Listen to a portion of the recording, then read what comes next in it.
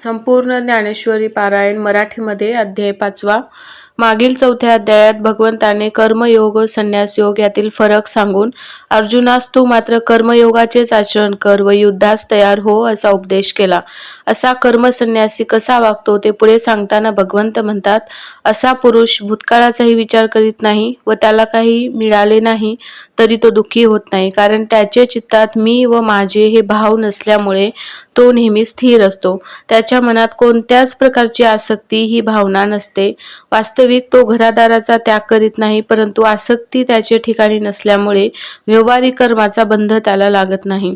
म्हणून फलोशेने केलेल्या कर्माचा जो त्याग करतो तोच कर्मसन्यासी होय.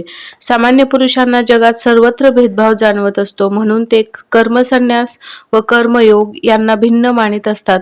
वस्तुतः जसे आकाश व अवकाश एकच होते, तसेच कर्मसन्यास व कर्मयोग हे एकच होत. याचे अभिन्नत्व व एकपणा ज्याला कळाला तोच खरा ज्ञानी पुरुष होय.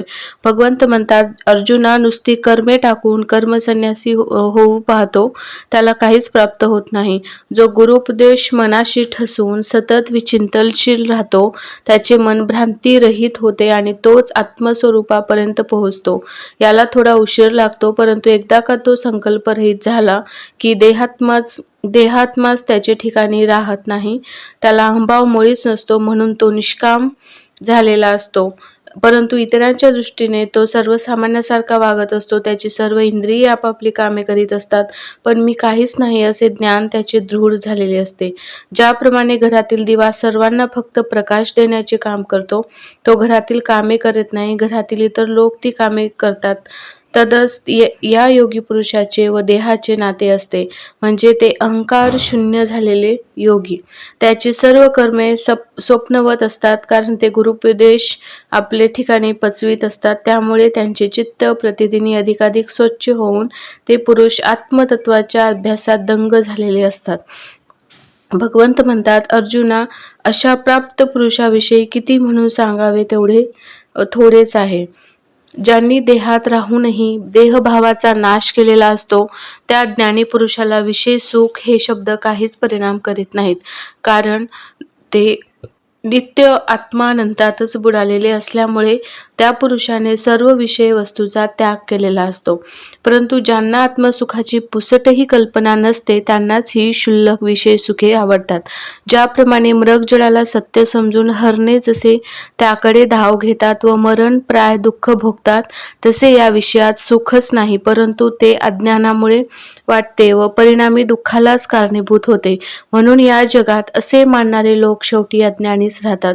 म्हणून भगवंत म्हणतात, अर्जुना, तू मात्र या बाह्य सुखाच्या आहारी कधीच जाऊ नकोस. भगवंत पुढे म्हणतात, ज्या पुरुषांनी आपल्या अंतरामध्ये आत्मसुखाचा तळ ठोकला आहे ते पुरुष स्थिर राहतात व आत्मसुखी होतात, आणि हीच उच्चतम अवस्था आहे. अरे, ज्यांनी आपले चित्त जिंकून विषयापासून दूर ठेवले आहे ते शेवटी परब्रह्मच होणार, म्हणजेच ते जीव शिव ऐक्याला पावतात. आता ही स्थिती त्यांना कशी प्राप्त झाली म्हणशील, तर त्यांनी त्यासाठी वैराग्याचा आधार घेऊन मनातील सर्व इच्छा वासनांना तडीपार केलेले असते. त्यामुळे त्यांचे चित्त शुद्ध झालेले असते. नंतर हे योगी पुरुष योगाभ्यास साधतात. त्यासाठी यम नियमादी कठीण असा अष्टांग योगाचा अभ्यास करून शिवतत्वाची भेट करून घेतात, म्हणजे जीव शिवाचे ऐक्य होते. आणि या अवस्थेत पोहोचल्यामुळे त्यांच्या अंतरातील वासनादी सर्व विकार नष्ट होतात. त्यामुळे विश्वाचे चित्र ज्या मनरूपी पडद्यावर उमटते तो मनरूपी पडदाच फाटून जातो. अशा स्थितीत तो योगी देहात असतानाच परब्रह्म असतो. असे भगवंताने केलेले वर्णन ऐकून अर्जुन देवास म्हणाला, देवा, तू योगाचे वर्णन संक्षेपाने केले, ते जर आम्हाला स्पष्ट करून सांगशील तर बरे होईल. हे ऐकून भगवंताला फार आनंद झाला व अमृताचा वर्षाव व्हावा अशी भगवंताची दृष्टी अर्जुनाकडे बघतच राहिली. म्हणजेच त्या अर्जुनाच्या अद्वैत प्रेमामुळे भगवंत म्हणू लागले, अर्जुना, तुझी ऐकण्याची तीव्र इच्छा असेल तर मी तो योग म्हणजे काय त्याचा योग्य अधिकारी कोण, योगाभ्यास कसा करावा ते तुला विस्तारपूर्वक सांगतो. तेच पुढील अध्यायात दोघा प्रेमळांचा संवाद वर्णन करून सांगतील व तोच मी श्री ज्ञानेश्वर महाराज म्हणतात तुम्हाला सांगणार आहे, असे म्हणून हा 5वा अध्याय संपविला.